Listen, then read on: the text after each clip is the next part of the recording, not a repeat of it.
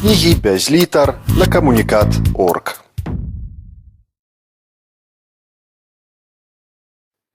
Роман Эліза Жашкі-Дзікунка ў 19 стагоддзі быў названы кавалкамі сказаў, налепленых адзін на адзін, з тэкстам са стылем прымітыўным, які ледзь-ледзь адпавядае мастацкаму тэксту. У стагоддзі 20, ужо пасля смерці пісьменніцы, пра яго напісалі як пра самы глыбокі, самы кранальны і самы мудры яе раман.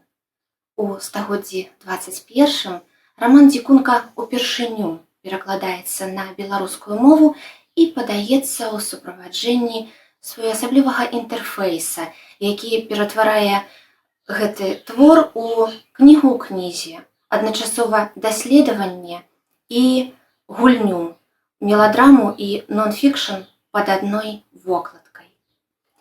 У інтарэсах чытача, распешчанага 21 стагоддзем з яго своеасаблівым стаўленнем да кнігі і адначасова ім жа прывучанага чакаць ад яе незвычайнага, другі аўтар гэтых старонак дазваляе сабе парушэнне канонаў рамана 19 стагоддзя, але толькі ў межах прыстойнасці, якія вызначае для сябе тым, што на недатыкальнае цела твора першага аўтара з далікатнасцю атмасферы кювеза накладае марыва інтэлектуальнай гульні. Усе ўдзельнікі гэтай гульні сапраўдныя.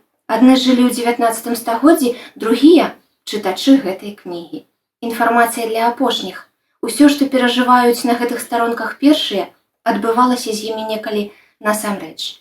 Кожная лакацыя і кожная назва ад гарадоў і мястэчкаў да шляхецкіх сядзіб і рэдакцый перыядычных выданняў не супадаюць з рэальнымі адрасам або назвай, а папросту такімі з'яўляюцца. Усе прыведзеныя лісты і публікацыі ў прэсе сапраўдныя. Правілы гульні досыць простыя. Каб трапіць на новы ўзровень, якім з'яўляецца чарговы раздзел рамана 19 стагоддзя, трэба адказаць на пытанне, выбраўшы правільны варыянт. Для страхоўкі можна выкарыстоўваць падказкі. Роман Дзікунка Эліза Жашкі – гэта гісторыя кахання, якое разгарэлася паміж свецкім цынікам і узнёслай схімніцай. Яна багатая спадчынніца, але не лічыць сябе такой, таму што ўся яе спадчына, як яна мяркуе, належыць простаму люду, якому яна павінна служыць у памяць аб браце. Брат яе загінуў у ссылцы, у якую трапіў пасля паўстання 1863 года. І гераіня Северына Здраёўская ўсё сваё жыццё прысвячае гэтаму простаму люду сваёй вясковай ваколіцы. Герой Здзіслаў Грановскі найбольшай сваёй заслугай лічыць цывілізаванасць і сваё жыццё прысвячае майстэрству удасканальвання жыцця для сябе і для такіх, як ён. Ён просіць яе адмовіцца ад усяго, што стаіць паміж імі, каб быць разам, але сам ні ў чым сабе адмовіць не можа. Яна сваё асабістае шчасце з ціхім плачам кладзе на алтар агульнай ідэі. Роман Дзікунка выйшаў пад іншай назвай. Пісаўся ён як Дзікунка, але выйшаў ён пад назвай «Два полюсы». Два героі сапраўды ўтвараюць два полюсы сваім бачаннем свету, стаўленнем да жыцця. Два полюсы – гэта яго цывілізаванасць і яе дзікунства. Два полюсы – гэта горад, дзе жыве ён, якога ён пакінуць не можа, і вёска пры самай пушчы, дзе жыве яна, якую яна таксама пакінуць не можа. Сапраўды, два полюсы. Эліза Жашка імкнулася гэтым творам паказаць рознасць у разуменні цывілізаванасці. Тую рознасць у разуменні, якая існавала ў яе час у 19 стагоддзі. Альтруістычная і эгаістычная, глыбокая і павярхоўная. Назаўтра, трохі пазней, чым намерваўся, бо затрымала мяне некалькі абавязковых візітаў, я ўвайшоў у вітальню ідалькі і ўбачыў мужчынскае футра. Спытаў у лёкая, каму яно належыць, і вельмі здзівіўся, пачуўшы прозвішча прафесара-урача. У Ідалькі ён ніколі не бываў, значыць, прыйшоў да панны Здраёўскай. Я падумаў, што з боку такога паважанага чалавека, які не мае лішняга вольнага часу, гэты візіт – доказ высокай павагі. Я не ведаў, што быў у яго яшчэ інтарэс з катэгорыі ўзнёслых. Сядзелі яны насупраць адно аднаго, абодва сур'ёзныя. Павітаўшыся са мною, увялі мяне паступова ў змест сваёй гутаркі, якую завяршылі ў маёй жа прысутнасці, але ў адсутнасці Далькі, бо тая, канешне, была зноў занятая зменай вопраткі з ранішняй на дзённую. Размова ішла пра пасяленне ў ваколіцы панны Здраёўскай маладога ўрача, які адчуваў бы ў сабе жаданне служыць вясковаму люду. На ўчарашнім раўце панна Здраёўская пыталася ў прафесара, ці можна знайсці такую асобу, а ён, падумаўшы, прыбыў цяпер да яе, каб расказаць пра аднаго з вучняў, якога любіў больш за іншых і на якога найбольш спадзяваўся. Як чалавек практычны, ён падрабязна распытваў пра маральныя і матэрыяльныя акалічнасці і ўмовы будучага жыцця свайго пратэжэ, а панна Здраёўская распавядала яму пра іх гэтак жа падрабязна і з не меншай практычнасцю. Было адно мястэчка за некалькі міль ад Красовіц, так называлася яе ўладанне, у якім малады лекар мог бы пасяліцца і займець практыку, хоць і не вельмі вялікую. Былі там такія і такія двары, за столькі і столькі вёрст або міль ад таго мястэчка і гэтак далей. Мяне гэта не вельмі цікавіла, і каб хоць нечым сябе забавіць, я ўзяў са стала альбом і пачаў гартаць. Паступова мой інтарэс да размовы ўзрос. Я пачуў, што мястэчка і нешматлікія двары могуць забяспечыць маладому доктару сродкі для існавання, але такія мізэрныя і няпэўныя, што не маглі б яны задаволіць нават самага заўзятага анахарэта, але панна Здраёўская мае намер выправіць гэтую акалічнасць шляхам ахвяравання прыбыламу ратавальніку здароўя яе бліжніх штогадовай выплаты. Памер гэтай выплаты досыць істотны, і ўсе перашкоды для пражывання ў той ваколіцы для лекара ліквідуе. У любым выпадку гэта будзе жыццё анахарэта, але для маладога чалавека, які адчувае ў сабе прызванне служыць людзям, такое жыццё ледзь не мара. Панна Здраёўская абяцала плаціць маладому доктару з уласных сродкаў пры ўмове, што ён будзе пастаянна наведваць і Красовіцы, і суседнія з імі вёскі, колькасць якіх разам з адлегласцямі ад іх да мястэчка яна пералічвала з узорнай дакладнасцю. Яе дзелавітасць, практычнасць і акуратнасць спалучаліся з нясмеласцю. Хвілінамі на яе накотвала хваля сарамлівасці, і яна ружавела на вачах. Або раптам пачынала апраўдвацца, спрабуючы ўскласці адказнасць за свае намеры і ўчынкі на іншыя плечы. Вось і цяпер ціха тлумачыла. Я гэтым выконваю волю брата, бо ён гаварыў, што гэта прафесар, твар якога, закамянелы ад доўгіх гадоў засяроджанай працы, раптам засвяціўся, і не дазволіў ён ёй дагаварыць. Ён устаў, з глыбокім паклонам пацалаваў ёй руку і сказаў некалькі вельмі кранальных слоў. Размова была скончана, але і праз хвіліну мы маглі б ужо застацца з паннай Здраёўскай сам-насам, але ў той час, калі прафесар нарэшце выйшаў, у салон увайшла і Далька. Увайшла ў дамашнім строі, ці то шэрым, ці то блакітным, усеяным бантамі і фальбонамі, як заўсёды ў гуморы, але ўжо занадта вясёлая, і адразу пачала. Князь Карагеаргеску сёння быў у яе. Князь Карагеаргеску цудоўна размаўляе па-французску. Князь Карагеаргеску вельмі цікавы мужчына. Скура ў яго смуглая, валасы як ноч чорныя, толькі голас занадта грубы і нізкі рост. Хоча яна, каб ён быў трошкі вышэйшы і размаўляў трошкі больш меладычна, але многае можна прабачыць сыну малавядомай краіны. Затое манеры ў яго такія, што не толькі нельга яго за іх папракнуць, а нават і дзіўна, як сын такой малавядомай краіны можа мець такія манеры. Ёсць у ім нешта паэтычнае, адчуваецца нейкая лірычная струна, нацягнутая ў яго душы, верагодна, якімісьці выпрабаваннямі.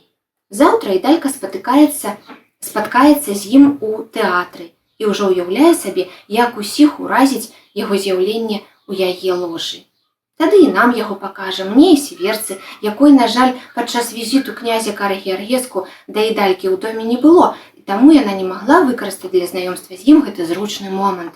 Потым так склалася, што ідалька не магла прысутнічаць пры візіце, які быў нанесены сіверцы, пра што яна вельмі шкадуе, таму што прафесар чалавек надзвычай заслужаны і паважаны, але калі ён прыйшоў, яна якраз пачынала мяняць туалет. Большую частку кнігі «Дзікунка», раман 19 стагоддзя і як яго сёння чытаць, складае якраз вось гэты раман «Дзікунка», напісаны Элізай Ажэшкай у 1892 годзе. Але астатнія старонкі пераносяць чытача у тое самае 19 стагоддзе ў акалічнасці жыцця Элізы Ажэшкі. У яе гродзенскі дом, дзе яна вясною 92-го года толькі пачынае пісаць гэты твор, не здагадваючыся нават, што ён апынецца раманам, пачынае яго як невялікую аповесць. Потым у сядзібныя дамы ў Панямуні і Свіслачы, дзе яна адпачывае, дзе піша лісты сваім знаёмым, блізкім, дзе нарэшце завяршае тэкст рамана «Дзікунка», а потым у варшаўскія выдавецтвы і петербургскія рэдакцыі, дзе рэдактары, супрацоўнікі чытаюць раман, захапляюцца і адначасова хапаюцца за галаву. Як гэта можна будзе надрукаваць? Ніводзін цэнзар не прапусціць такі тэкст. Зразумела, пасля якіх падзей там усё адбываецца. Што будзе рабіць той, хто замовіў гэты раман, а гэта Уладзіслаў Багуслаўскі, рэдактар выдання «Варшаўская бібліятэка», як пакрэмзае раман спадар Іваноўскі, цэнзар Іваноўскі, які у кожным творы знаходзіць тое, чаго ў ім нават і не планавалася быць. Ёсць, канешне, спадзяванне на яшчэ адно выданне, на Атэнеум, у ім працуе мэтр Пётр Хмялёўскі. Пётр Хмялёўскі, які спачатку вельмі крытыкаваў Элізу Ажэшку за яе шматслоўнасць, за яе вадзяністасць яе тэкстаў, але на гэты час, на 1890-е гады, Пётр Хмялёўскі вельмі паважае Элізу Ажэшку. І увогуле, ён жа не проста рэдактар і крытык, ён прафесар, доктар навук, ён чалавек такой смеласці, якую можа сабе дазволіць. Ён і з цэнзарамі сябруе, і аўтараў паважае, аўтарытэт, адным словам. І вось гаротны рукапіс «Дзікункі», забраны з варшаўскай бібліятэкі сябрам, лепшым сябрам Элізы Ажэшкі Леапольдам Меетам, яе варшаўскім літаратурным агентам, з якога яна, дарэчы, спісала некаторыя рысы характару для свайго героя Здзіслава Грановскага. І Меет імчыць стрымгалоў у Закапаны, дзе ў гэты час летні адпачывае Пётр Хмялёўскі, каб хаця б заручыцца папярэдняй падтрымкай, што гэты твор будзе надрукаваны, а там ужо як пашанцуе. Не пашанцавала. І заставалася ўжо толькі адна надзея на петербургскія рэдакцыі. Там працуе у выданні пад назвай «Край», польскамоўным выданні «Эразм Пільц», яшчэ адзін сябра Элізы Ажэшкі. І, між іншым, шмат якія творы, якія не прайшлі цэнзуру ў Варшаве, былі абсалютна спакойна надрукаваны ў петербургскіх выданнях. І няма тут нічога парадаксальнага і нічога дзіўнага, проста сталічныя цэнзары апрыёры не такія строгія, як іншыя, па-першае, а па-другое, ўсё гэта такая, ведаеце, гульня ў высакароднасць, усімагутнасць, у такія гульні і ў наш час гуляюць. І вось «Край» абяцае надрукаваць «Дзікунку». Але ласкава прашу шаноўную пані памяняць назву рамана, каб яна не нагадвала назву «Дзікунка» і ніякім чынам не намякала на змест той часткі твора, якая ўжо пабывала у варшаўскіх руках. Увага, пытанне. Назва рамана мянялася двойчы. «Дзікунка», потым «Два полюсы», а якой была самая першая назва. Вось прыкладна так, чытаючы то старонкі рамана 19 стагоддзя, то іншы тэкст, пераносячыся у рэальнасць Элізы Ажэшкі, чытач і прасоўваецца па кнізе «Дзікунка», раман 19 стагоддзя, і як яго сёння чытаць, як па сюжэту якой-небудзь камп'ютарнай гульні або па сцэнарыі квеста, якія цяпер вельмі модныя. Чытач 19 стагоддзя ўяўляе сябе чытач 21 стагоддзя ўяўляе сябе аўтарам 19 стагоддзя і пражывае частку сапраўднага жыцця Элізы Ажэшкі ў яе сапраўдным акружэнні.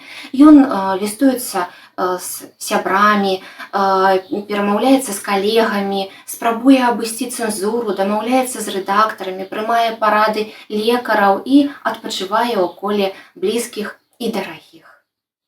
На наступны дзень апоўдні я быў ужо ў ідалькі. Пра мяне тут не трэба было дакладаць. Я нават і не пытаўся, ці дома яна, бо калі і не было яе дома, я, калі меў на тое ахвоту, уваходзіў і чакаў яе. Мы былі не толькі сваякамі, але і сябрамі з маленства. Увайшоўшы без дакладу ў пусты салон, я адразу ж пачуў гучны жаночы смех, які далятаў аднекуль з пакояў. Смяяліся, аж заходзіліся. За будуарам, такім самым бязлюдным, як і салон, за дзвярыма, якія аддзялялі яго ад пакояў, гэты няспынны вясёлы смех перасыпаўся невыразнымі словамі. Смяяліся 3 жанчыны. Адна з іх ідалька, але хто другая і трэцяя? І з чаго яны так шалёна смяюцца?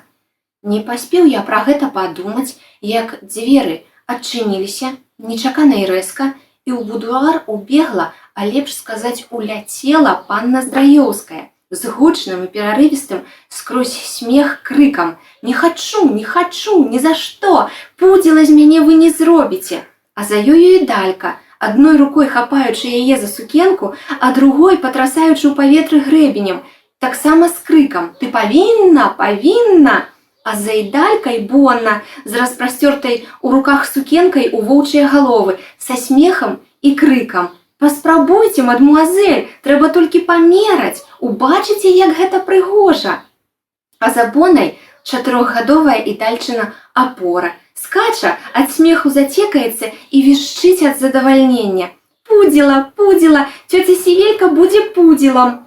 Раптам, убачыўшы мяне, як я стаю з капелюшом у руках пасярод салона, яны, такія ўсе смешныя, збіліся ў дзвярах, знерухомілі, анямелі, і толькі малеча піскнуў ад радасці, падбег да мяне з разведзенымі ручкамі і, спрабуючы закружыць, закрычаў: «Цёця Сівелька пілатвалыла маму у сябе, а мама хоча цёцю Сівельку пілатвалыць у сябе, а цёця Сівелька не даецца і гаворыць, што яна будзе пудзілам!» Пагляды нашы з ідалькай сустрэліся, і абодва мы пырснулі смехам. Бо як жа яна выглядала! У сукенцы, па якой адразу было відаць, каму належыць, цёмнай, з нізкім станікам, спадніца роўнымі свабоднымі складкамі спадала да самай зямлі, белыя карункі ледзь заўважаліся на руках і шыі, валасы гладзенечка прылізаныя і сабраныя ў гульку. Здаецца, нічога не памянялася, толькі прычоска і строй, але з шыкоўнай дамы ідалька ператварылася ў мокрую курыцу. Прыбраная пад цёцю Сівельку, яна выглядала карыкатурна і, смеючыся, падала мне руку для вітання. «Бачыш, Здзісю, ахвярай якой несправядлівасці я стала. Спрачаліся з Сіверкай сёння цэлую раніцу, як трэба апранацца, ажно прымусіла яна мяне апрануцца па-свойму, а сама не завошта не хоча, каб і я яе па-свойму прыбрала. Як мы з паннай Кларай не біліся, як не стараліся. Высхлізгвае з нашых рук нібы лінь, да яшчэ і крычыць, што не дасць зрабіць з сябе пудзіла. Будь жа, Здзісю, нашым суддзёй. Скажы, хіба ж мы пудзілы? Хіба я пудзіла? Хіба жанчына, якая апранаецца ў гірсе, можа быць пудзілам?» Панна Здраёўская, на кароткае імгненне сумеўшыся, зноў пачала смяяцца, а я, павітаўшыся з ёй глыбокім паклонам, ёй жа і адказаў на тлумныя пытанні ідалькі. «Запрошаны быць суддзёй, мушу выказаць меркаванне, што вы здзейснілі злачынства. абражанне маестату? Якога маестату? Спытала яна, гледзячы мне проста у твар вачыма, якія ад смеху блішчэлі яшчэ больш. Моды, адказаў я. Такога маестату я не прызнаю. Найперш па той прычыне, што мода кожны год мусіць пакідаць свой трон. Кароль памёр, няхай жыве кароль, перапыніў я. А потым па той прычыне, што яна цывілізаваных людзей ператварае ў дзікуноў. Гэта нешта новае. Як жа адбываюцца такія метамарфозы? А так, што жанчына, апранутая па модзе, часам робіцца падобнай да зулускі. Езус Марыя, прашипеў я, не ведаючы, што адказаць. Я цябе сёння, сіверка, мабыць, паб'ю, усклікнула ідалька і затрэсла кулачкамі. А я, як суддзя, патрабую доказаў. Зараз. Панна Здраюўская падскочыла да будуару. Рухі выдавалі ў ёй дзяўчо, а строем і выразам твару яна зноў пачала нагадваць партрэт дамы з іншай эпохі. Праз імгненне яна вярнулася ў салон з вялікай кнігай, якая блішчала пазалотай, аздабляючы ідальчын будуар. Паклала гэтую цяжэзную рэч на стол, каля якога стаялі мы ўтрох, Бонна з малечай сышлі ў цішыню пакояў, і, нахіліўшыся, пачала хутка перагортваць старонкі. «Падарожжа па Афрыцы», — сказала яна. «Тут ёсць першаўзоры, маестату. Зараз. Вось, зулускі. Бачыш, ідалька, якія ў іх валасы? З патыліцы прыбраныя і ўверх зачасаныя. А ў гэтай сукенка спавівае ёй ногі так цесна-цесна. Але тут яшчэ ёсць адна ілюстрацыя, самая падобная. Зараз знайду». І шукала, і знаходзіла, і паказвала, і параўноўваючы, і забаўна, бо параўнанні гэтыя былі вельмі трапнымі.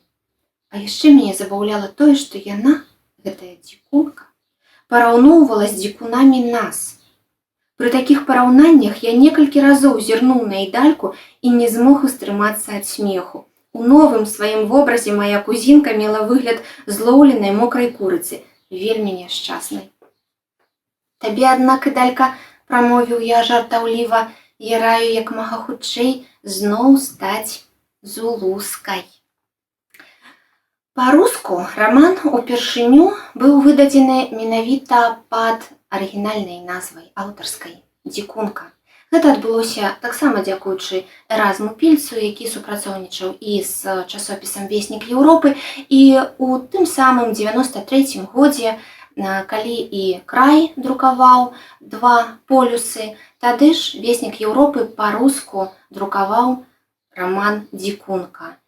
А яшчэ праз год, у 94-м годзе, «Дзікунка» выйшла асобнай кніжкай і не па быдзе, а ў талстоўскім пасрэдніку, у гэтым друкаваным органе Льва Толстога, для якога ён, Леў Толстой, сам адбіраў творы паводле вельмі канкрэтных крытэрыяў. Па-першае, яны павінны былі сваім сюжэтам, зместам праслаўляць ідэі хрысціянства. Па-другое, яны павінны быць прызначаны для чытання старых, малых і жанчын, і каб і першыя, і другія, і трэція прачыталі, захапіліся, замілаваліся і сталі лепшымі, дабрэйшымі.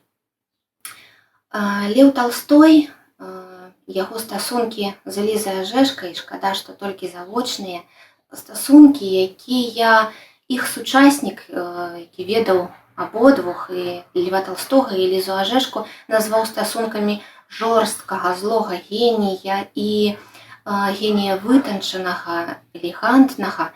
Гэтыя стасункі патрабуюць сваіх такіх карпатлівых і вельмі ўедлівых даследаванняў.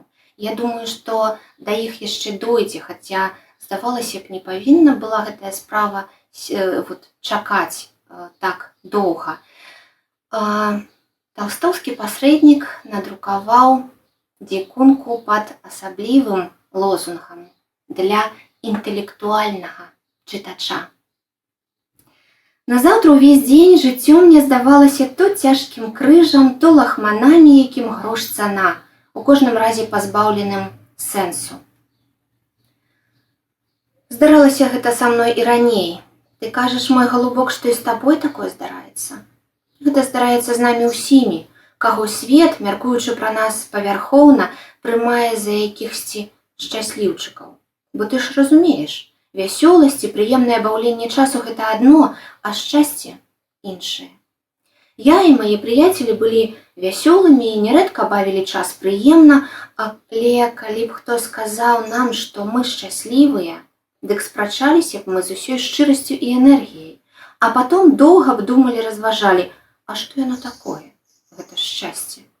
Шукалі б яго прыкметы ў кніжках паэтаў або філосафаў і ўрэшце рэшт пераканаліся б, што шчасце не існуе, або яно мыльная бурвалка, якая на імгненне прыкідваецца вясёлкай.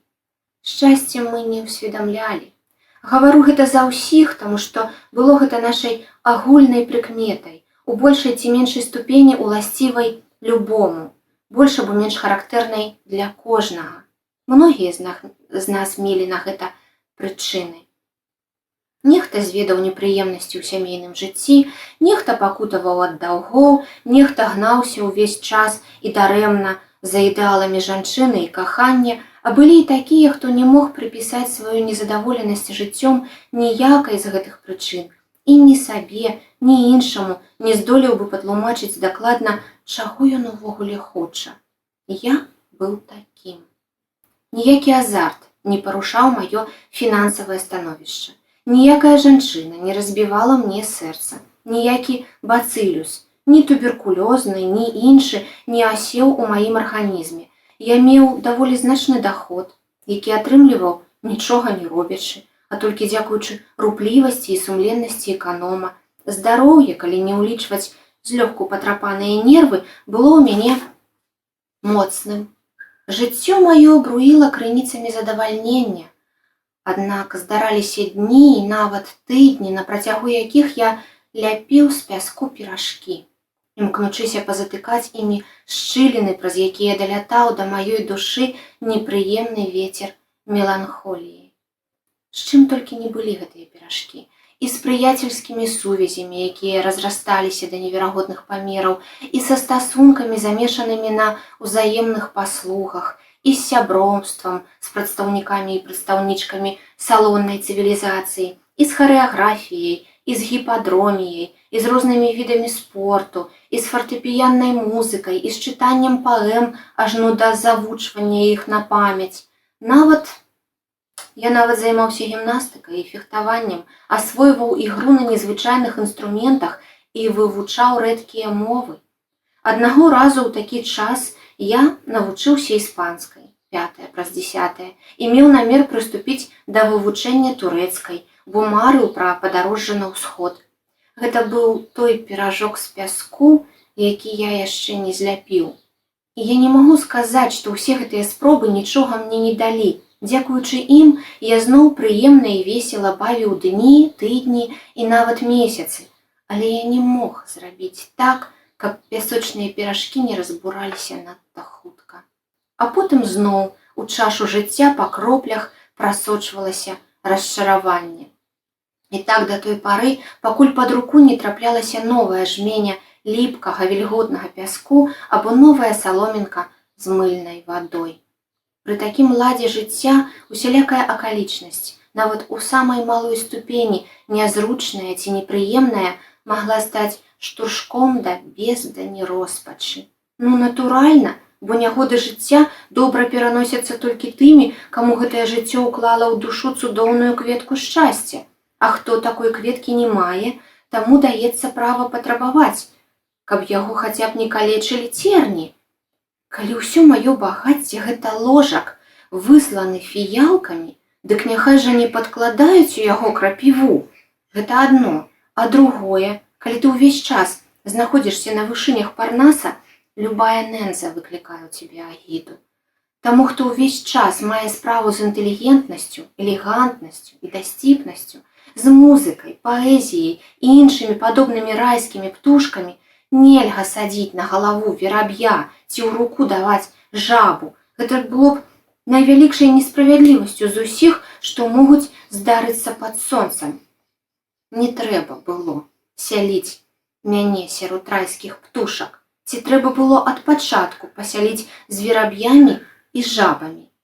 Але ж не, жыццё такое, што колькі не абтрасай свае крылы ад яго гліны, заўсёды новы яе кавалак да іх прылепіцца. Кніга «Дзікунка», раман 19 стагоддзя, як яго сёння чытаць, павінен сцвердзіць актуальнасць усяго таго, што пражывалася і чыталася тады, у 19 стагоддзі. Тэмпора мутантур. Але ці мяняемся мы?